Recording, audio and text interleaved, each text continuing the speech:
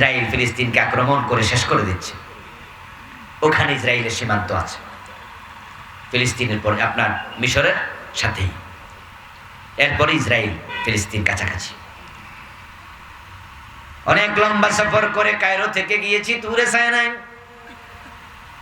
ওখানকার পাহাড় দেখে আমার কাছে মনে হলো আল্লাহ আমাকে অনেক দেশে যাওয়ার সুযোগ দিয়েছে, আরব বিশ্বের বাহিরে। এত পাহাড়, ঘন পাহাড় আমি ওই এলাকার মতো পৃথিবীর আর কোথাও দেখি নাই। যত জায়গায় গেছি, সৌদি আরবও তো পাহাড় আছে। সৌদি আরবে সবচেয়ে বেশি পাহাড় কিন্তু তায়েফ অঞ্চলে। যারা তায়েফে গেছেন তারা দেখছেন তায়েফে যাওয়ার দুইটা রাস্তা আছে, একটা সমতল ভূমি দিয়া আর একটা পাহাড়ি ভূমি দিয়া। তো বাসে করে যদি যান তাহলে আবার বুঝবেন না, কারণ বাস যখন যান সমতল ভূমি দিয়া যায়, পাহাড় কম। আর প্রাইভেট কারে যদি মক্কা থেকে যান তাহলে দেখবেন পাহাড় কাকে বলে। তায়েফে যত পাহাড়, আমি তায়েফের চেয়ে আর অনেক গুণ বেশি পাহাড় দেখেছি দূরে সায়না এলাকায়। গায়ের মাঝে যখন ঘামাসি ওঠে না, কিছু মানুষ গরমকালে ঘামাসি ওঠে, কিছু মানুষের কম, কিছু মানুষের বেশি ওঠে। যাদের বেশি ওঠে দেখবেন যে চামড়া মনে হয় যেন পুরা ঘামাসি। আমার কাছে মনে হলো তুরে সাইনা এলাকাতে পাহাড়ের ঘামাসি উঠছে, এত পাহাড়। মুসা আলাইহিস সালাম পথ চিনবেন হারিয়ে ফেলেছেন, অথবা কয়লা নেবেন এই আশায় উঠেছেন। উঠে দেখেন আগুন নাই, যে আগুনটা দেখে উঠছিলেন সে আগুনটা এখন আর দেখেন না। ওই পাহাড়ে চূড়া ওঠার সাথে সাথে আওয়াজ আসলো, ওখানে একটা গাছ ছিল, গাছের উপর থেকে আওয়াজ আসলো, ইয়া মুসা।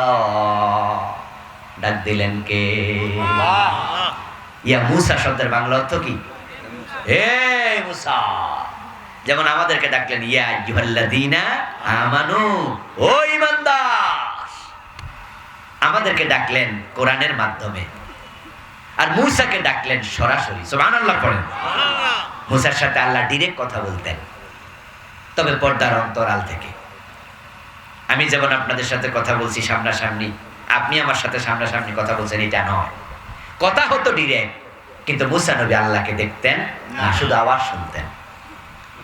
এজন্য তো মুসা আলাইহিস সালাম একবার শক করছিল, যার সাথে এত কথা বলি তার লগে একটু দেখা হয় না, এটা কেমন? আল্লাহ, আমি আপনার একটু দেখতে চাই। রব্বি আরিনি, হে আল্লাহ আমারে আপনি একটু দেখা দেন। আল্লাহ তাআলা জবাব দিয়েছেন লান তারানি, মুসা এই চোখ দিয়ে আমাকে কখনো দেখতে পাবে না, এটা সম্ভব না। তবে আমাকে দেখবে। শুধু মুসা নবী নয়, প্রত্যেক জান্নাতি আল্লাহকে দেখবে। জান্নাতে যাওয়ার পরে যেমন আকাশের তারকা দেখতে পায়, সূর্য দেখতে পায়, চন্দ্র দেখতে পায়, ডাইরেক্ট আল্লাহকে দেখতে পাবে। কামা তারাউনাল কমর লাইলাতাল বদর, সরাসরি পূর্ণিমার চাঁদ যেভাবে দেখে মানুষ আল্লাহকে দেখবে। কারণ জান্নাতে যাওয়ার পরে আল্লাহ আমাদেরকে যে দেহ দেবে, সে দেহটা হবে কাদিম, অক্ষয়। কিন্তু বর্তমানে যে দেহটা আছে এটা হলো হাদিস, এটা ধ্বংসশীল। এজন্য ধ্বংসশীল দেহ দিয়ে কাদিম আল্লাহকে দেখা যায় না। আল্লাহ নিজেও কাদিম, আল্লাহ চিরস্থায়ী, চিরঞ্জীব। কিন্তু আমাদের দেহ কি চিরস্থায়ী? আরে এটা গান আছে চমৎকার, 7 দিন পরে নখ খসে যাবে, 10 দিন পরে চুল। এরকম একটা গান আছে চমৎকার, আমাদের একজন গায়কের, খুব চমৎকার গান। কবর গাহের সামান নিতে কইরো না কেউ ভুল, কবর জাগা ভালো না। চমৎকার একটি ইসলামী সঙ্গীত আর কি, ইসলামী গান। আপনি মরে যাবেন, দেহটা পচে যাবে, পোকার খাবার হবে। এ দেহ নিয়ে অহংকার করবেন না। একটু সুন্দর হলে তো মেয়েরা অহংকারী হয়ে যায়। কত সুন্দরী মেয়ে আছে, জামাইরে পর্যন্ত গালিগালাজ করে, দাম দেয় না। রূপের অহংকার দেখায়, সম্পদের অহংকার দেখাবেন না। কারণ কত কোটিপতি পথের কাঙ্গাল হয়েছে পৃথিবীতে, এমন নমুনা আছে। জ্ঞানের অহংকার দেখাবেন না, কারণ আপনার মাথার মগজ যদি একটু বিগড়ে যায়, আপনার যে মাথার মাঝে কোষ আছে, সেল আছে, 1-2টা যদি আল্লাহ ড্যামেজ করে দেয়, আপনি স্মৃতিভ্রম হয়ে যাবেন। এলেম কালাম জ্ঞান দূরের কথা, নিজের নামটাও ভুলে যাবেন। আমাদের জাতীয় কবি নজরুল মরার আগে কিন্তু তিনি স্মৃতিভ্রম ছিলেন, তাকাই থাকতো, মানুষ চিনত না। অনেক দিন পর্যন্ত এরকম থেকে মরেছেন। যে নজরুলের হাতের কলমের মাঝে তলোয়ার ঝলকানো আলোর মতো কত ক্ষুরদার লেখনী, বড় বীর, বড় অন্যতম বসির। আর সে নজরুল তাকায় থাকত। কি এলমের অহংকার করো, মগজ একটু বিস্কৃত হয়ে যাবে, সামান্য পেশাল্লা লাগাইয়া দেবে, বিকৃতি ঘটে যাবে। আজকে তুমি এমপি মন্ত্রী, কত বুদ্ধি তোমার, তুমি চেয়ারম্যান, এই বুদ্ধির অহংকার করো, ক্ষমতার অহংকার করো, মস্তিষ্কে বিকৃতি ঘটলে তোমার আপনজনেরা তোমারে বাইন্দা পাগলা গারদে ভর্তি করে দেবে। আল্লাহ সুস্থ রাখছে, আলহামদুলিল্লাহ বলেন ভাইয়ারা। পেস লাগাইতে 1 সেকেন্ডও লাগবে না, সামান্য সামান্য। আমার দোস্ত আল্লাহ তাআলা ডাকছেন, ইয়া আইয়ুহাল্লাযীনা আমানু, ও ঈমানদারেরা। এখন জবাব কেমনে দেবেন? আল্লাহ বলে, কোরআন যেখানে পড়া হবে, কোরআন দিয়ে যখন ডাকা হবে, কোরআন থেকে বলা হবে ফাসতামিউ লাহু ওয়ানসিতু, তখন তোমরা আমি আল্লাহর কোরআন মনোযোগ দিয়ে শোনো এবং নিজেরা চুপ করে থাকো। আমি আল্লাহ যা বলি তা শোনার জন্য মনের সাথে কান লাগাইয়ার চেষ্টা করো। তো আল্লাহ আমাদেরকে ডাকলেন, সবাই মনোযোগ দিয়ে শুনবেন তো ইনশাআল্লাহ। আল্লাহ ডেকে বলছে, উদখুলু ফিস সিলমি কাফা, তোমরা যারা ঈমানদার হইছো, ঈমান আনছো, ঈমান আনার পরে তোমার দায়িত্ব তুমি শেষ মনে করো না। ঈমান হচ্ছে তোমার 1 নাম্বার ধাপ। আমি আল্লাহর কাছে আসার জন্য এটা হলো প্রথম সিঁড়ি।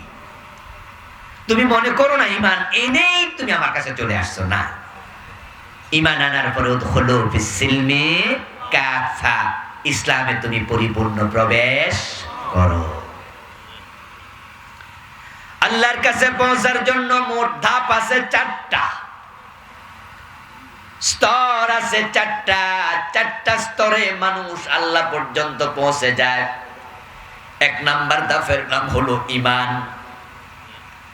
যে ব্যক্তি ঈমান আনে নাই, বেঈমান, সে আল্লাহর কাছে পৌঁছার জন্য কোনো ধাপে পা রাখে নাই। বেঈমানের সাথে আল্লাহর কোনো সম্পর্কই নাই। এজন্য কিন্তু পুরা কোরআনের মাঝে ইয়া আইয়ুহাল্লাযীনা কাফারু এমন ডাক আল্লাহ এক জায়গাতে দেয় নাই। ইয়া আইয়ুহাল্লাযীনা আমানু এমন ডাক পাবেন ডজন ডজন। ওই ইমানদারেরা, ওই ইমানদারেরা, ওই ইমানদারেরা, আল্লাহ আপনারে ডাকে, আপনারে ডাকে, আপনাকে ডাকে। ঈমান আনার কারণে আল্লাহর সাথে সম্পর্ক হয়ে গেছে। কিন্তু যে এখানে এখনো ঢোকে নাই, কাফের, আল্লাহ তাকে কোরআনে একটা ডাকও দেয় নাই। এত বড় কোরআন, 30টা পারা। আমার প্রিয় ভাইয়েরা, আপনারা যেভাবে আলহামদুলিল্লাহ কথাগুলো শুনতেছেন, যারা বুঝেন তারা একটু জবাব দিবেন। কোরআনটা যে মক্কায় নাজিল হয়েছিল সেখানে কি কাফের ছিল না? ছিল নি? মক্কায় কাফের বেশি না মুসলমান বেশি? মক্কায় কাফের বেশি, কিন্তু আল্লাহ কাফেরদেরকে একটা ডাকও দেয় নাই। কুল ইয়া আইয়ুহাল কাফিরুন, এটা আল্লাহর ডাক না, রাসূলকে বলছে আপনি ডাকেন। আল্লাহ বলে না হে কাফেরেরা, আল্লাহ ডাকে নাই, আপনি ডাকেন। হুজুর আপনি ডাকতেন ইয়া আইয়ুহাল্লাযীনা কাফারু, ও কাফেরেরা, বলে না আল্লাহ। কারণ যারা কাফের তাদের সাথে আল্লাহর কোনো সম্পর্ক নাই। ইন্নামাল মুশরিকুনা নাজাস, অন্য আয়াতে আল্লাহ বলছে যারা কাফের মুশরিক তারা নাফাক। ইন্নাল্লাহা তাইয়্যিব, সহিহ মুসলিমের হাদিস, রাসূল কয় আল্লাহ হলো পবিত্র, আর আল্লাহ কয় ইন্নামাল মুশরিকুনা নাজাস, মুশরিক হলো অপবিত্র। লা ইয়াদখুলুল মাসজিদাল হারাম বা'দা আমিহিম হাযা।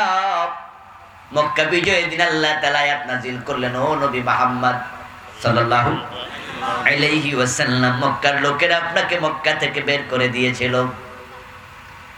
আর আমি আল্লাহ আজকে মক্কা বিজয়ের দিন আয়াত নাযিল করে দিলাম,